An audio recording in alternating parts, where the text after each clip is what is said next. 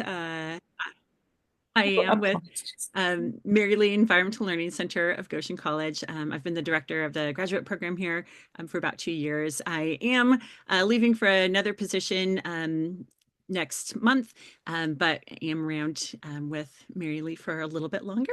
I am co-author of a couple of books, Loose Parts Learning K-3 Classrooms, and then Loose Parts Alive, Inspiring Child-Led Nature Explorations.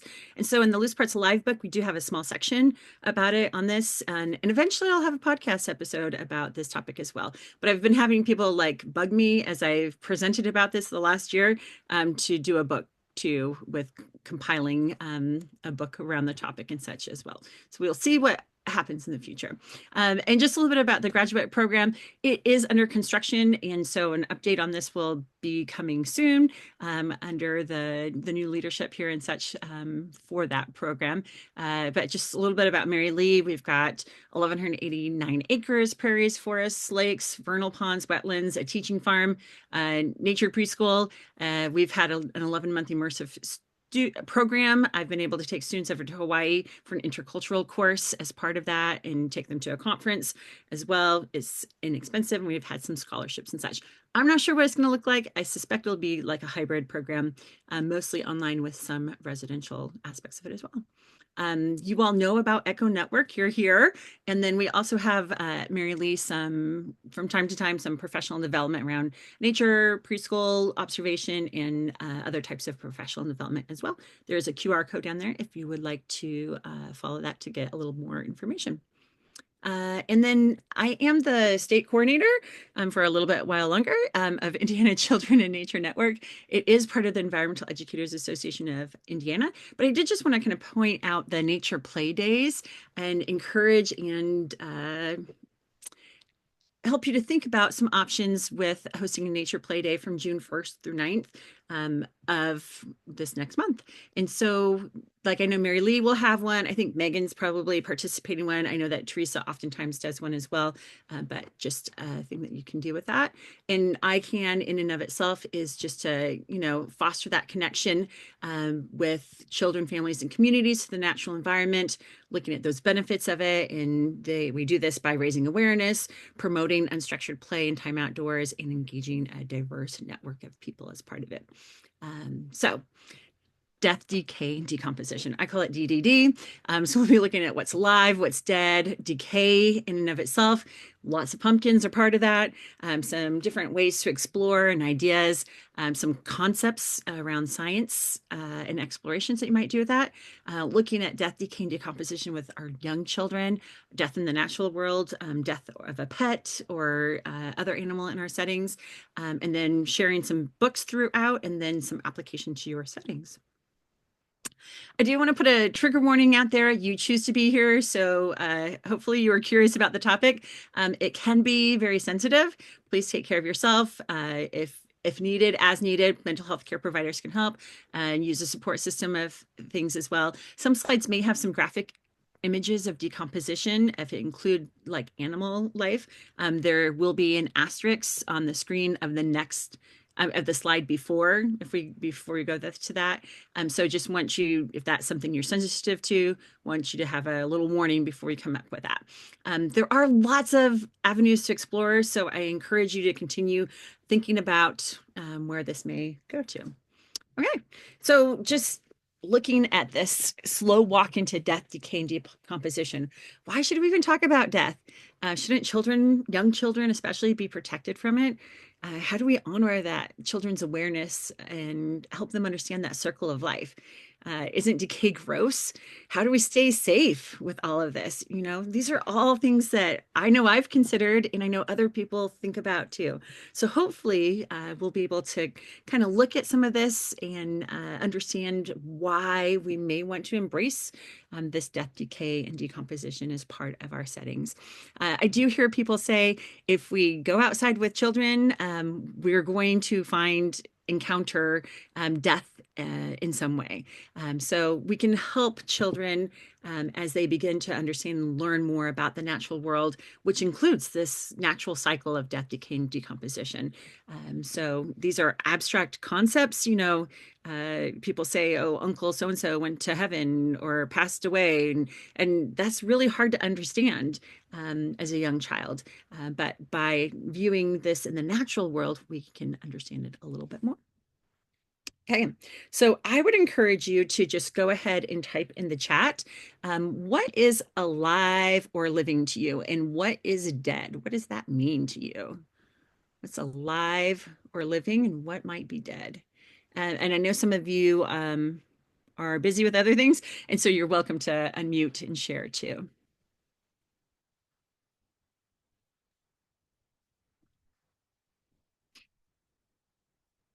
So even like looking at this example of this picture, this dandelion has been picked. Is it alive or is it dead? It gets a little complicated sometimes. And noticing that child's fingers and such, there is dead skin on it. The fingernails, are they alive or dead? They're growing, but I can cut the end of my fingernails, but and it doesn't hurt me. So are they dead? I don't know. Foy said, what is alive? Something that grows, needs water, and breathes. And seeds are tricky sometimes. If you have additional comments and things on this, feel free to put those in the chat and we can keep coming back to that. And then what is dead? A dead log. We call them dead often. What does that mean? Stephanie's saying things that are alive have a life force driving them into growth. Ooh, I like it. Okay. And then dead. What does dead mean? How do we know what death is? Like that example of that log that's dead. So we will be continuing to tackle these topics. I do want to just kind of give a shout out to this book, Living Things and Non-Living Things. It's a compare and contrast book. Some of the kind of quotes from this are living things, the only things that move. Yeah. Are living things the only things that grow and change? Are living things the only thing that need food, that need water and breathe oxygen? Um, and I like that they kind of just dealt with the complexity of it. And there are all these questions that make me think. It says, so how are living things different than non-living things? And they said, not even scientists have a perfect answer. So I love that this book deals with the complexity and nuance of this topic. And I would suggest that children can handle the complexity and they'll start recognizing and noticing these shifts as we go through this. Foy said things that are dead were growing and breathing, but I assume no longer are. Yeah, so Stephanie said dead, no longer growing and moving. Yeah. So this book I think is a fantastic one just to kind of get started on those questions and complexity. And it even uses example of fire. It needs oxygen. It needs to be fed to keep growing. But is it really alive? Maybe not, yeah. So I don't know if you all have done like concept maps like this, but one night about a year and a half ago or so, I was up till probably 2 a.m. in the morning. I knew that I was speaking on this topic, death, decay, and decomposition, and my mind was just on fire all over the place and just started filling in my bubbles all over the place. And this is what I came up with. So you can see that it can be complex and there's a lot of different aspects to it. Deconstructive play, I think, is even part of it. Those seasonal changes that we notice, the plants dying back. Even now, we were looking at the prairies and there's still a lot of dead wildflowers in it. There is some new growth coming, but it's mostly tall, dead plants still, and the scavengers that eat stinky, dead, rotten things, dead animals in and of themselves, the bones that come of part of that. There are lots of different explorations. Even dried flowers may be part of that, or pumpkin jack and some of the experiences that we may be having. Even food waste may be part of it. And really safety needs to be part of it as well. You can see that there are many avenues to explore, and the more I talk about it, the more avenues I find to explore on it. But I love some. I shared this on social media, and one of my friends was like, "Carla, you have a beautiful, creative mind." I'm like, I just put things together. But I did want to share this example. I was doing some outdoor leading in a context here, and our theme I think was kind of like feasts. It might have been around Thanksgiving time or something like that. And this child started by you can see on the left hand side made a tent and was cooking over his fire and all kinds of things. And then pretty soon these boards start moving over to the play set that you see on the right, and I see this log coming out of it. Boom, boom. And instead of just kind of putting kibosh on that, I went over and got curious. Like, hey, so what's going on here? He was shooting turkeys. His family hunts, and so that was a normal thing for him to do, was to get food by or his family by hunting turkeys. And had I just made him stop because, oh, we don't do that in downtown Goshen kind of thing, it would have made it harder to value his culture and family and some of the things that are happening in rural Indiana. Okay. So just kind of putting that context there of, this is I see this type of play in the things right around me. So just some safety around this. I will say use tools, gloves, and masks as needed kind of thing. Only do what you are comfortable exploring. You don't have to do any of these. These are just ways to explore. And wash your hands and then wash them again and wash them some more. Do be aware of individual sensitivities with things. Follow local environmental concerns. Right now, like bird flu being an issue, I'd be less inclined to want to explore a bird that I found dead. And then follow local regulations. Oftentimes you have to have special permits. So in Indiana, you have to have a salvage wildlife permit. And so Mary Lee does have a permit like that. But do check your state regulations. And then also, if you're to collect and keep things like bird parts and feathers and nests of migratory birds, you have to have special federal permits from those. And so anything that I've shown in this that are keeping those pieces and parts are part of programs that have those special federal permits. That doesn't mean that we don't explore them sometimes and leave them where we found them or where we might find them again out in nature. But yeah. Just make sure we're being safe with the things that we need to and complying with things. Okay, so this was a video from Nature Kinder Forest program. And so at a local public school nearby, they have they just go out in the woods, and this is their science. They go out 2 hours a week, every 2 weeks or so, and go ahead and see what they found in this dead log. Yeah. Oh, I see something alive in there. What? Wait, what is that? What is that? What is that? What do we notice? I think that's a bug. Is that another one in there? Oh yeah. Oh yeah. Are there other holes inside of here? So the tree is dead, but I'm seeing a lot of live things in it. Oh yeah. Okay, so they were engaged in some deconstructive play, kind of tearing that apart, that old log. But as they tore it apart, they really noticed all of the live things that were part of it. Okay. Likewise, with some programming that I did a few years ago, this big old large stump became a focal point of our explorations every week. It was great for risky play and other things. And I was so sad to visit there recently and notice, where's our old stump, our old log that we used to always explore? But even though this was something dead, you can see how much life it had amongst it. And we use flashlights to explore and all of those things. So even just bringing in something that we can watch decay as part of the process can be very wonderful. Another option is just turning over a log that's on the ground, and oftentimes there's lots of life underneath that. I always like to remind students that we want to put the cover back on the organism's homes, and so we roll the log back into its place afterwards as well. I did want to share a little bit about this article. This was from Teaching Young Children from a few years ago. They did a whole project based on the rotten truth, discovering decay. And so it became a big project that they did with it. They included vocabulary and resources, and they really were looking at interdependence and transformation as kind of the big themes or topics as part of it. They ended up looking at living and non-living. They used a variety of ways to explore it: videos, vocabulary, journals, photos, and even really included families in it. They called up the Cooperative Extension Office.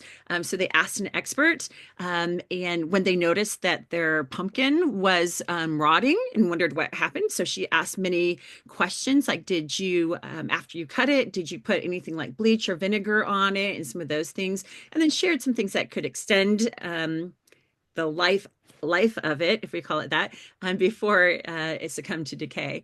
And then they invited families. They sent home, I guess you would say, like requests for families to send in jars, like you can see, any like food that was like in their fridge that they weren't going to use anymore, and so they could have those in jars and put them in their decay museum in their classroom. And they had these were grapes or an orange or whatever the different families were sending in, and they could see what was happening over time.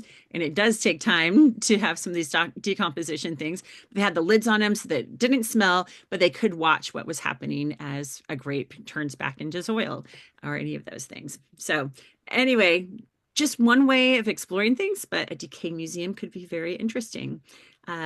Likewise, we've often left squash or pumpkins outside. You can see that not only is this one decaying, it's also becoming food for other animals. And I have done this where we just come back and look at the pumpkin every week, and see what's happening with it.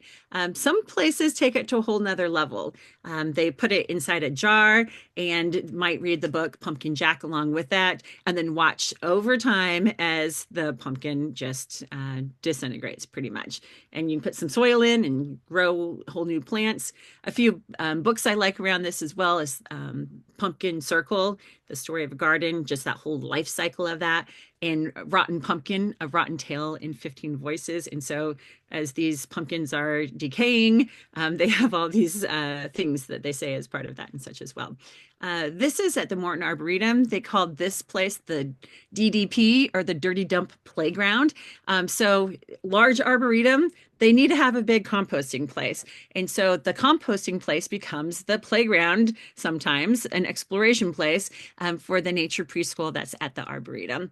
And this is just part of the pumpkins that get put there.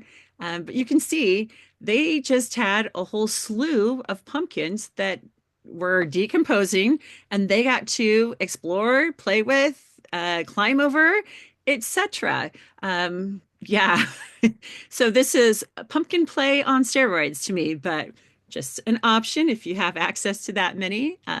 But their dirty dump playground or big, huge composting pile really become one of their main attractions for discovering and finding new things and connecting to that process over time with decomposition. Do we all have to do it on this level? Not at all. Can we have just our own small composting bin or something of that sort to watch things? Yes. And we can even bring in like vermicomposting and things of the sort as well. We've also found like a dead butterfly's wing, or a dead moth, or some feathers on the ground, and finding these evidence, what's left behind in nature that has shown us some death, helps us to understand. We don't get to use a magnifying glass to see up close a butterfly's wing very often. I would say that the children that I was with that day when we found that butterfly wing probably spent like an hour playing and interacting with and observing and understanding that butterfly's wing. And so while it was sad that something had died, it also allowed us to get up close and much notice and focus on some of the aspects of that. You can see these feathers over on the right-hand side from a flicker. we found those in the woods, and it looks like probably this bird was eaten by something else, just based on the feathers that we found behind and things of the sort. But I had not necessarily noticed that bright yellow from the flicker without seeing those feathers and the variety of patterns on those feathers. And so while there was some death that happened, we also were able to make connections with patterning and coloration and just trying to understand what happened in this situation. Of course, we left those feathers there. I do have many memories, and it sounds like maybe this year we might be having some emerging as well. But cicada shells, and I do literally have like a whole jar of cicada bodies that are dried out, and their shells, exoskeletons, and actual just like dead ones, I guess you could say, if you can see those. I was over at Chicago Botanic Gardens doing some training for them this last summer in the middle of that big brood that they had come out. But this shows evidence that something living was here, and it shed that old skin so that it can emerge and then continue its life cycle as part of that. So yeah, just finding those things. I know when we've been swimming at the lake or something like that, we'll see some of the exoskeletons of some of the macroinvertebrates that have been climbing out and then flying off, like the dragonflies or the mayflies or something of that sort as well. So, in bones, some people may be more comfortable with this type of bone. These are resin or plastic ones from Kaplan Early Learning, and they may be just what some people need. Some people are not comfortable with bones. I happen to be comfortable with bones, but also don't mind these ones as well. Lots of ways to explore with them. And if we think about it, bones have been used as tools for a long time. And so when my neighbor says, "Hey, Carla, I just found some deer bones. Would you like them?" I go up to her house with a crate and I pick up deer bones. But this is from a program down under. I forget if it's Australia or New Zealand, but Nature's Atelier. And they've used all the different bones that they have to create their own animal here as well. And then this is just a couple of other programs as well. This one is in New Zealand. These are like cow pelvic bones, I believe. And so I actually did this session up at the Indiana or down at the Indiana Early Childhood Conference, and someone's like, "I've got cows. We're doing this." But just imagining, exploring, seeing the massive aspect of those natural bones and being able to become like the animal to some degree can be powerful. And then just other bones that we may find and such as well. Touch tables can be, or just crates of bones and such, and then those things where we can touch it. There's so much death if we look at it on this touch table. There are skulls, there are bones, there are horns, there are feathers that have been left behind that might have been part of a living animal before. There's that wasp nest of some sort that was at one time vibrant and living with so many organisms in it, but now may just have dead organisms within it as well.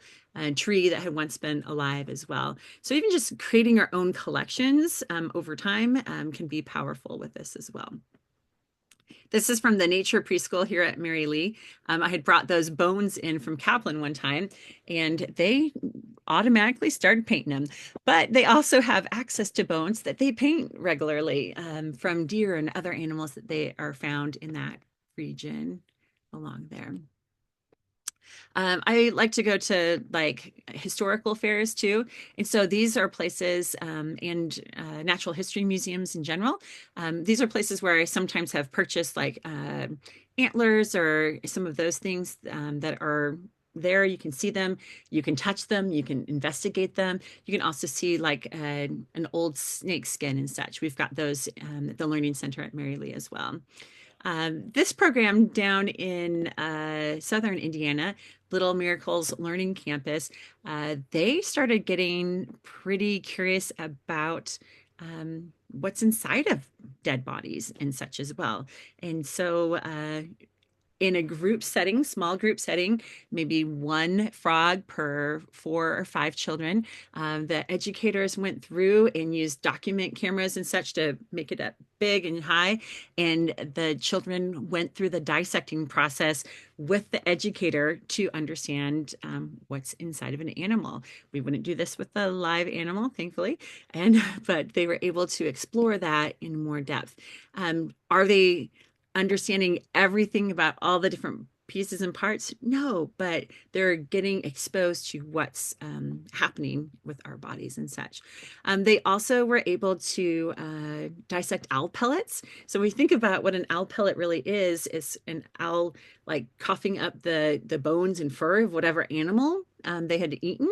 And so we see that evidence or residue of what had once been alive. And so they were able to go through those and then try to understand and figure out what had been eaten and what became food and energy for another animal. To me, life cycles always become part of this as well.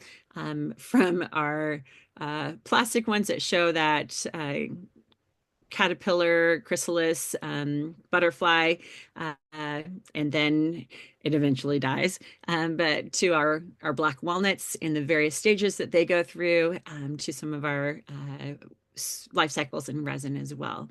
You can see how they change. I did just want to share this. This is from a forest school that I've brought my students to in Hawaii. They do have a pretty good monarch population there and milkweed as well. They'd bought this new milkweed plant into their space and they noticed eggs on the back of it. And this is what happened. So they were starting emerging from their plants and such, and from the eggs. The children were engaged and curious, and they wanted to touch and hold them. Unfortunately, some of the caterpillars died as part of that situation. How do you respond to something like that? What do you do when in our curiosity, oops, sorry about that, we start getting to where we're not able to be as cautious with living things. So what do we do? I encourage you to kind of think about what you might do in a situation like this. They were engaged, they were curious. I suggested maybe having a tool like a popsicle stick to interact with them, or putting them in a bug jar, so that it was less likely that they would die. And also, I recognize that there is unfortunately some death that may happen as we interact with live things. I remember going to a river cleanup, and one of my children found a crawdad and had torn it apart. He was like 8 years old. I thought he was going to be a mass killer, but that it does not happen. Well, it does sometimes. If there had been other indicators and things like that, I did a deep dive understanding that a little bit more, but just that is part developmentally appropriate for children to try to understand things by taking them apart. Unfortunately, live things we can't put back together, but we use that as a teaching moment to look at and respect life, and how can we learn about this without taking it apart, kind of thing. So yeah, all kinds of interesting things. And then just going into our soil. People think of soil oftentimes as being kind of stagnant, but there's so much life inside of the soil. So that organic matter and the fungi and the arthropods and the all these things and worms, as we know of, there's all kinds of life that's happening in our soil. So sometimes we just dig wherever we are, or we use a mat near our compost bin to explore. That's from a field trip at Mary Lee. But sometimes, like I've gone into programs that do not have much loose nature. And so I'll bring bins in of decomposing leaves from my woods, or a log that's decomposing, so that children can look into that in more depth. So we can bring those concepts into wherever we may be. Vermicomposting as well is an easy way to watch that decay process as well. Fungi in general, I love these little bird's nest fungi as well. Some animals are really interested in death, decay, and decomposition as well. Our turkey vultures, they like stinky, rotten, dead stuff. And so they are great. You notice they don't have many feathers on their faces. They're red like that. And that's so that they can get their faces all down in that stinky, rotten, dead stuff. This is a children's book that I love around this topic. They talk about, this is what turkey vultures do. They're tilting, soaring, scanning. They smell the air. They sniff, they search for, seek for foods that reek. Those fragrant flowers, no, no. The spicy smoke, no, no. That stinky dead deer, yes, yes. Vultures like a mess, they land and dine, rotten is fine. They eat, then clean, splash, dry, preen. Can you imagine if we did not have turkey vultures and other scavengers and decomposers, and we just had dead animals all over the place? It would be pretty stinky. But anyways, I love this book, Vulture View, and April Polisser. She was a Hoosier author as well. So just other examples of ways that we might explore death, decay, and decomposition, exploring worms as part of that as well.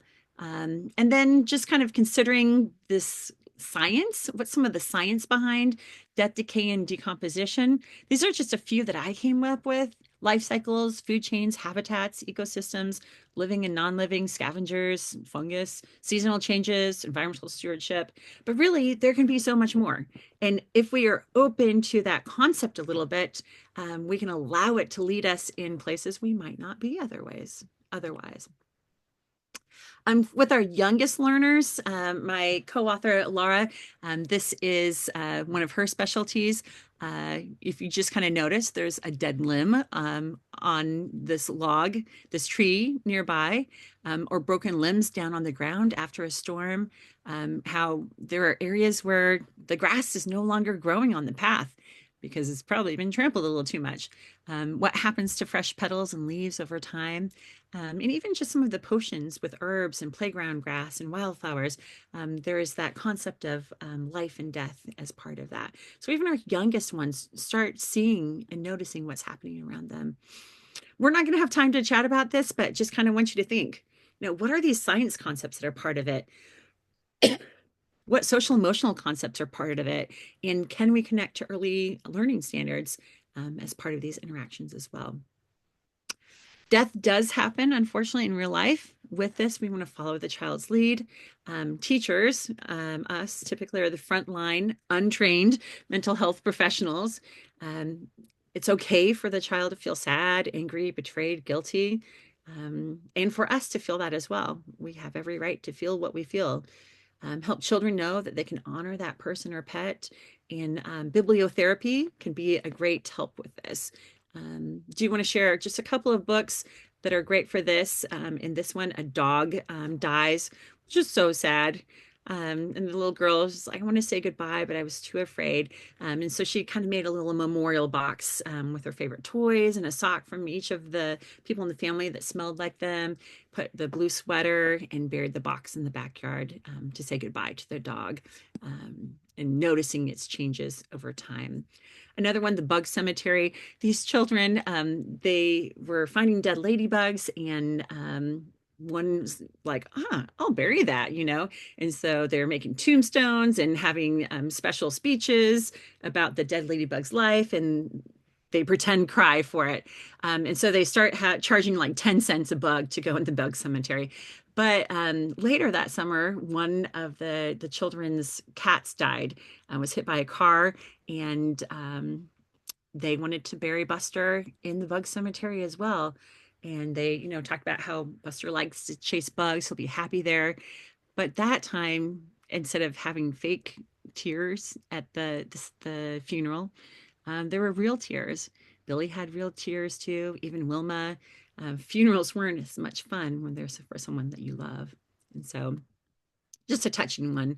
I do have a whole resource and book list around death, decay, and decomposition. We can put this out with the notes when this gets sent out as well. And it's in the International Journal of Early Childhood Environmental Education, and just a QR code with children's books, but then also resources like from Fred Rogers and podcasts that explains death in more degree and such as well. Did want to share this article. It is by Danny Porter Bourne. It's from Young Children, and yeah, outdoor classroom kind of thing. And they had some really interesting tips as part of this. They say prepare for the topic of death if you work with children outside. Have a plan in place if you do encounter death, including books and resources. Treat death as a natural part of that life cycle. Let caregivers know as you notice these interests around death. And also, like as things move to more spiritual realm, involve parents with that as well. Help define death and dead. I heard some of that from Foy and Stephanie earlier. It no longer moves, it no longer breathes, it's not making sounds, and doesn't feel any pain. We can answer questions in a brief, matter of fact way. Use the actual words death and died to avoid confusion. Make space for all those conflicting feelings for it, and allow time for grieving and healing. You'll see it through play, through stories, discussions, and rituals, and drawings and such as they go through that. In this article, they talked about how they had found this animal in their corn bin at school, and just the whole investigation. Instead of just quietly throwing it away, they said, let's look at this. And so they were able to get their magnifying glasses out. They were able to sketch it, and they were able to think about what's going on. And rigor mortis, they said, it's frozen. When I bounced it in the bucket, it sounded frozen. It's really cold out. Probably just rigor mortis, but I don't know. And they continued, I feel sad for it. It was all alone in that box. So some of those feelings that are part of it. Maybe it got the food for its family first. There's lots of mouses around. And they kept going through what's going on, and they decided that it was a shrew because it had tiny eyes and a pointy nose. Within this, I do want to just kind of touch base on honoring life and kinship. Robin Wall Kimmerer does this so eloquently. She just reminds us that other species are recognized not only as persons, but as teachers who can inspire how we might live. So by learning from other species, we might even learn humility, she says. And so as we interact with dead animals potentially, by having that thought of kinship, being part of a family together, I think that's an appropriate approach to do it, not just for our own means, but being respectful of the life that it had. And do just kind of want to give a shout out for the Environmental Kinship Guide as well. If you haven't seen this, it is fantastic. And it talks about learning about nature, in nature, for nature, and with nature, and just those relationships and connections that we make as part of that. Okay, now we get to the juicy stuff. Bigger dead animals that we may be finding. So this is here at Mary Lee. We have this bone box outside of the boneyard, I guess you call it, outside of the outdoor classroom. So it's close enough that children can easily go take a look to see what's happening, but not so close that you're going to smell dead animals all the time. And so this was a few years ago, before we were having bird flu issues and things like that. But there was a dead goose. They knew where it came from, and the children were allowed to look at it and touch it and see it while it was still fresh. And then as it started to decompose, it went into the boneyard, so that the children could watch it decompose over time and see what happened to it. So just one example. The stories with these are so rich. Unfortunately, we don't have time for all of them.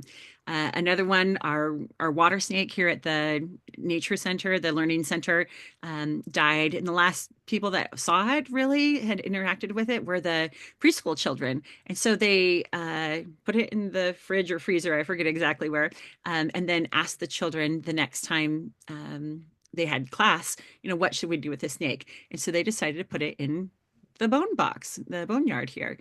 But unfortunately, the next time they came back to see it, it was gone because as you can see, it does have kind of big holes and the snake can be pulled out, but they could tell that something else maybe had eaten it.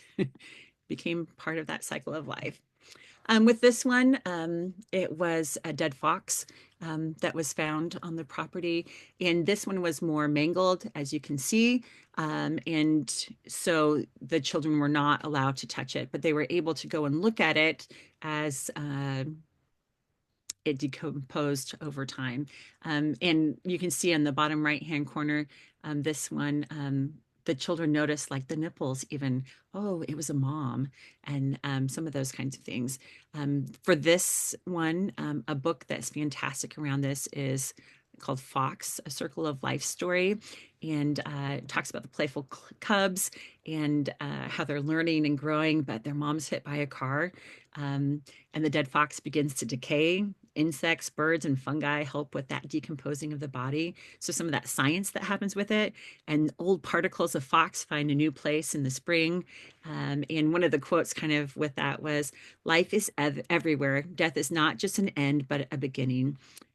Lots of back matter about, what's life in some of those things, but then what is death, what is decomposition, the cycle of life, and how death is not just an end, but also that beginning.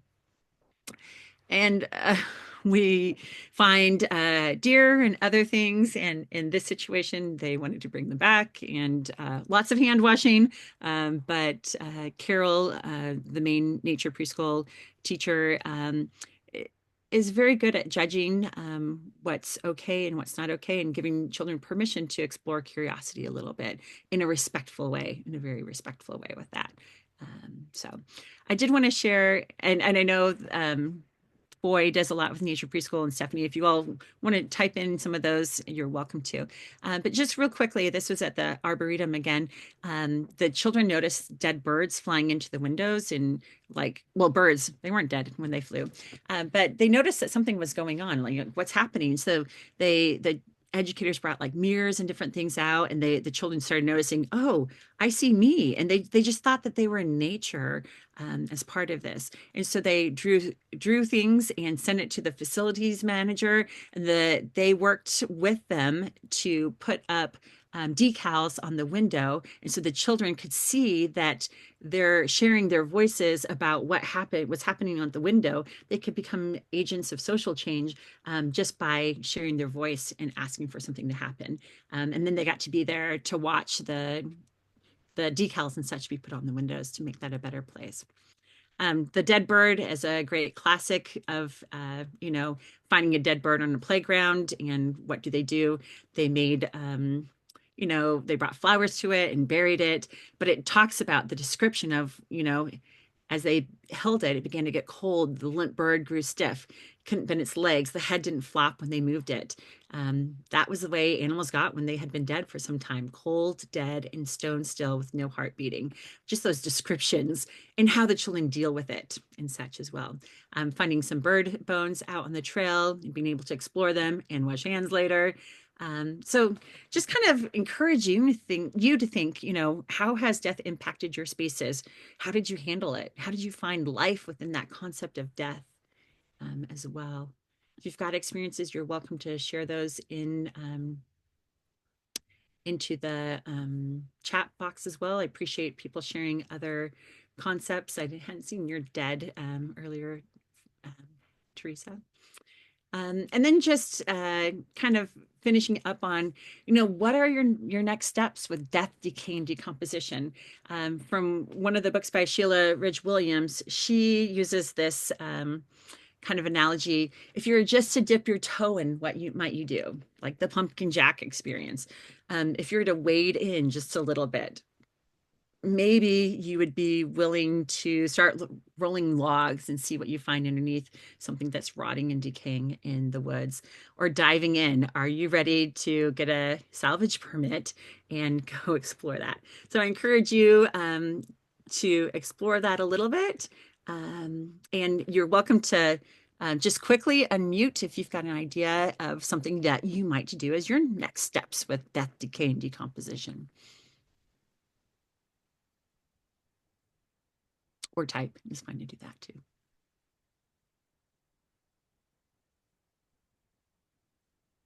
Yeah, I was going to see if my video would come up, but it doesn't want to. No. So, yeah. I've definitely had some experiences with death. I ran a farm school for a couple summers, Mhm. which instead of on a forest, we ran a farm, but it was next to a marsh, so we had a lot of bird activity, and we would find little pieces of things. And I had kids ages 3 to 12, and they would often bury them and have little ceremonies for them and bring them flowers. And it was very interesting to watch them ritualize it themselves. We didn't try to Wow. influence it too much. But Okay. yeah, they had whole little, and we had recently learned that broccolis were flowers. So for a while, we had to go find broccoli to bring our dead animals. I love So that. yeah, they were very funny little instances that took place all summer long. Yeah, and while you said you didn't try to influence, you allowed space for them to process and react to that through their playing interactions. So yeah, to me that's completely appropriate of allowing them to understand and learn more about that. So, Teresa, do you see much in your space? Yes. We actually, I was just thinking about a moment this year where we found a huge spider had spun a web and had a another insect Yep. caught in the web, and so the kids were really chattering about that. So we kind of read some books and talked about like that process of that. We've also had a groundhog that frequents our playground, and the children have worked to cover that groundhog hole the whole year, talking about how they were trying to kill off the groundhog. And so we talked about, well, why do you want to kill it? Why, what is that what is the reason? And some were like, well, we don't want it to come out and bite us. And so then we had to talk about, well, it probably won't come out while you're here. And so yeah, so the process of respecting a living creature. And so we talked about why would a groundhog choose this area to play in, or to be in. So Yeah. I saw lots of groundhogs today. All the fields are cleared and they're all over the place, it seems like. But yeah, thank you all. I encourage you just to kind of consider, be open to this concept as it comes up. And I love to hear stories about death, decay, and decomposition. So feel free to send them my way. Thanks for sharing this time with us.